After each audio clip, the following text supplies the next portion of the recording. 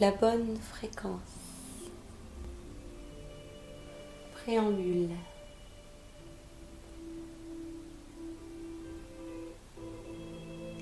Ce livre refuge a commencé au cours de l'année 98, suite à ma première dépression d'adulte. En instance de divorce, mon beau bébé d'1 an et demi n'avait plus de père à ses côtés. J'avais à peine 17 ans et ce mari sauveur persécuteur souffrait terriblement. C'est ce que j'avais vécu pendant mes jeunes années m'a paru traumatisant. Les chocs et les agressions qu'il avait subis se révélaient être d'une autre dimension. Aujourd'hui, les enfants, les femmes et les animaux sont mieux protégés par la loi, en France du moins. Ce n'était pas sa faute s'il était violent et malade, ni la mienne, si par mimétisme j'avais choisi d'être la victime dans cette étape de ma vie. Son éducation, sa domestication fut faite de terreur et d'instabilité, de vilains petits canards. Malgré l'opinion de ma mère, lui trouvant 1000 excuses et me conseillant de serrer le poing dans la poche, j'avais choisi de demander le divorce. C'était mieux de se séparer sans rancœur, pour ainsi casser un premier cercle vicieux, m'avait expliqué le bon psy du centre de Bron. Le syndrome d'apathie me guettait, tout comme cette belle brune au regard éteint, voisine des Tonquins, m'ayant ému par sa triste résignation, comme un chien torturé se laissant faire, impuissant. Je la croisai à Villeurbanne. Elle ne répondait pas à mon doux sourire, ni à mon bonjour franc. Frappée par son mari et ses 2 enfants, m'avait confié le concierge impuissant. Des voitures explosent dans le parking, j'ai peur des représailles pour ma femme et mes enfants. Tout le monde le savait. J'ai commencé plusieurs leçons. La responsabilité de moi-même et le pardon. J'avais promis à mon ex-conjoint de continuer d'aimer notre enfant inconditionnellement. La lionne en moi de me couvrir. Émue, j'ai été gaiement surprise par des voisins. J'avais seulement été polie sans m'attarder. Pourtant, ils m'ont ouvert leur cœur présent et ont témoigné en justice pour moi. Et cette avocate excellente m'ayant soutenue, Madame Bouchacourt, intense d'efficacité, merci. Je ressens toujours de la gratitude pour cette infirmière, entre autres, mère d'une adolescente de mon âge. Elle a manifesté sa bienveillance et m'a reçu aimablement chez elle. C'était un bel appartement chaleureux et clair, où régnait l'harmonie. 4 étages au-dessous de notre mansarde hantée, dans ce vieux Lyon mystérieux, 2 rue de la Loge, en 1995. À cette époque, je me sentais seule, face à un monde hostile. L'instinct maternel enflammé par ce merveilleux petit être dont j'étais responsable. Dans cette grande ville, et ces personnes me tendant la main au long de mon parcours, m'ont redonné l'envie de vivre. J'ai cru terminer cet essai une première fois après The Big Burnout en 2004. Le diagnostic des médecins m'avait terrassé. J'avais travaillé si dur et comme un château de cartes. Tout s'écroulait encore. J'avais vomi et réuni 200 pages dans un pamphlet sans images, de plaintes à vide de justice, de lamentations harassantes, de drames captivants, de monstres dégradés, de larcins fascinants et de fuites ondoyantes, de trahisons et d'enfers cléments, de combats perdus d'avance, de stériles maladies, l'errance dans la peur, et pour manifestation, conséquence, la continuation de cercles vicieux. Je croyais encore en la fatalité. Une maison d'édition locale m'avait renvoyé mon essai. Désolée de le refuser, évidemment. C'était sombre sans issue, à la hauteur de mes vibrations. Je n'avais pas lu la fin de leurs lettres. J'étais gaspillée, paralysée par la douleur et la colère. Ce n'était pas à cause de ces rejets, c'était un cumul de mémoires erronées, la maladie. J'ai pris du recul, du temps pour moi, pour remplir mon puits, selon les mots de Julia Cameron. J'aime la vie de mère célibataire debout, et de femme artiste étudiante en miracle. J'ai découvert que je peux m'aimer et m'accepter en tant qu'être humain libre. Ce courrier est réapparu au fond d'un carton des cycles plus tard. Je me retrouvais en paix. J'avais fait la liste des qualités qu'un éventuel amant pourrait avoir. Ma maman m'avait dit « Tu vas finir seule, tu es trop difficile, résigne-toi. Un homme comme ceci n'existe pas. » Je reste avec moi-même. On s'entend bien. Mieux vaut être seule que mal accompagnée, m'accordait Arletty. Ces qualités, je les ai travaillées. Je mérite bien d'être bien accompagnée. Merci le secret.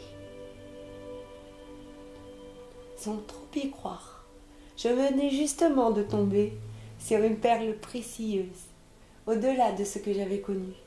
Une pure âme sœur, vaillante, avec laquelle j'ai envie de partager la vie. Quelqu'un de fantastique, beau, à l'intérieur et à l'extérieur, sincère, sensible, libre, intelligent, créatif et surprenant, musicien, intègre, artiste et galant, que j'aime, et réciproquement, nous nous aimons, il m'aime. Il a ses propres schémas polaires, reflétant les miens, et vice-versa, et toute cette lumière derrière les brouillards.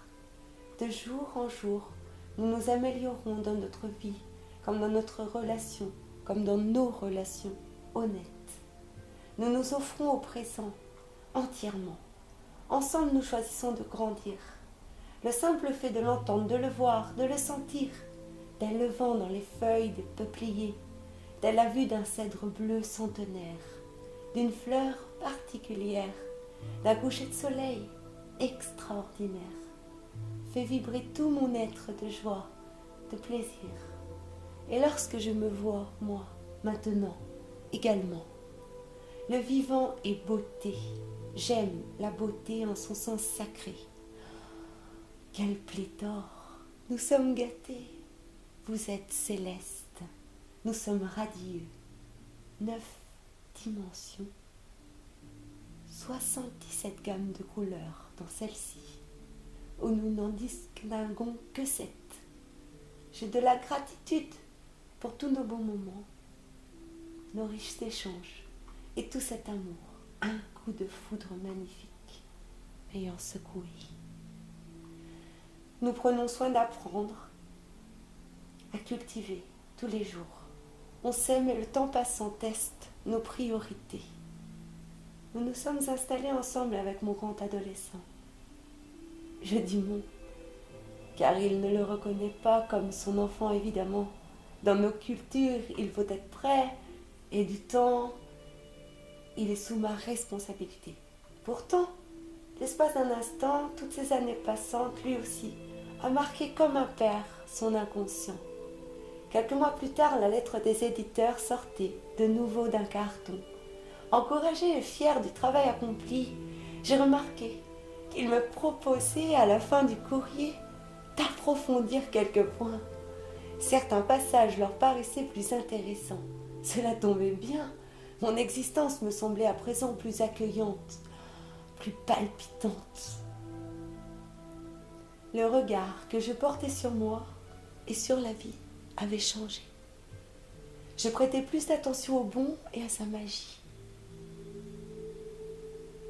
Je jouais avec le soi, renouant avec ma nature profonde, le lumineux. De nouveau, je remarquais la synchronicité dans le bon sens. Mes ancêtres également.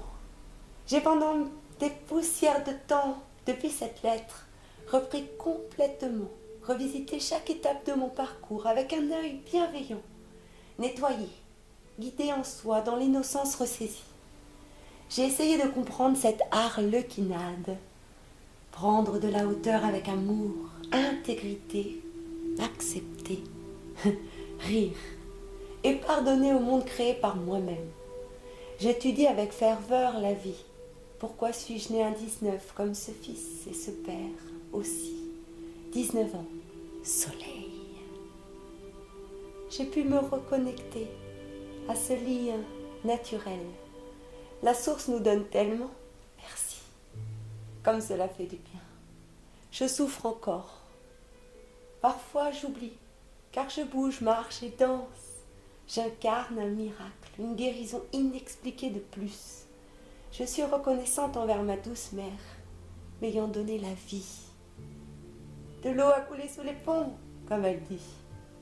Reconnaissante pour son amour, reconnaissante pour tous mes frères et sœurs, 700, des milliards de cœurs et d'âmes. J'en ai autant pour ma mamie, modèle de force, de créativité et d'esprit. Elle est partie tôt, 6 ans après mon papa. J'avais 11 ans et mes 2 piliers étaient tombés, me laissant sur le front l'empreinte pourpre de la mort. Aujourd'hui, je sais son héritage bien plus florissant qu'un château éphémère. Un jeu de tarot de Marseille extraordinaire, du temps de qualité, des contes pour mon âme bienveillante, de la poésie ensorcelante, des dessins, des chansons, une Bible, des souvenirs du merveilleux jardin gourmand fruitier et floral, entretenu avec soin par mon magique papy, reparti lui aussi. L'ouverture au ciel, aux autres, à l'art, à l'amour, à la divine magie. Un pont vers le sacré.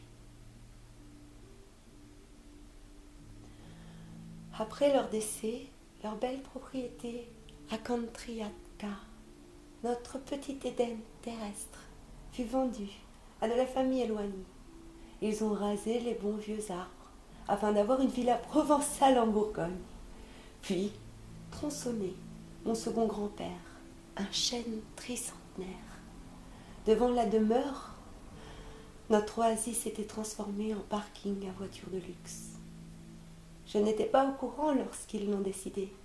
Pourtant, j'avais rêvé de lui, prenant la foudre.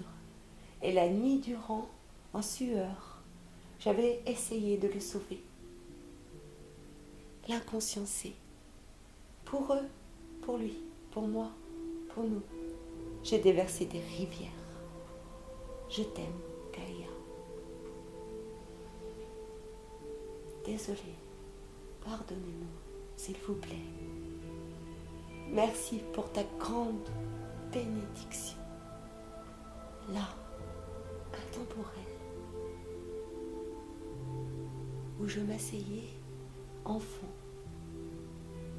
sur la bonne vieille dalle de pierre blanche, immobile, je suis en paix, cachée de la fine route par la haie, le muret, la forêt vivante, en moi. Je médite, je fonds, enchantée par les couleurs, les odeurs merveilleuses, celles des iris mauves, des tas de mou, enchantée par les divins chants des oiseaux mouvants, des fées, du vent. Je contemple la nature vivante, là où mon arrière-grand-père se posait, né 119 ans auparavant. Je l'ai lu dans un des plus beaux péants de ma mamie.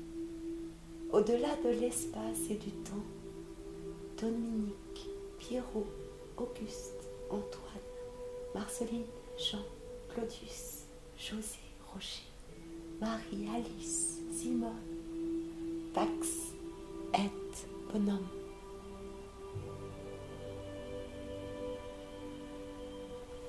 À la fin de ce florilège de vaste néant, je partage mon arbre généalogique en peinture et mes grâces. J'ai conservé cette belle habitude de célébrer ces mondes précieux. Chaque événement est un témoin, un reflet extérieur de ce que nous portons à l'intérieur. Rien ne se perd, tout se transforme, se manifeste et se transcende. Merci. Je profite de l'instant présent. Notre monde précieux et magique.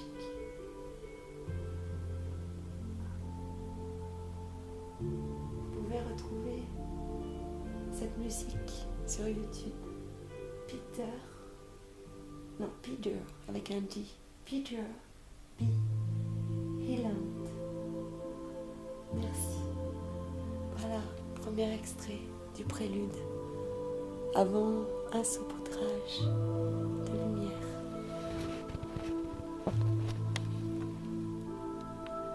Que la paix libre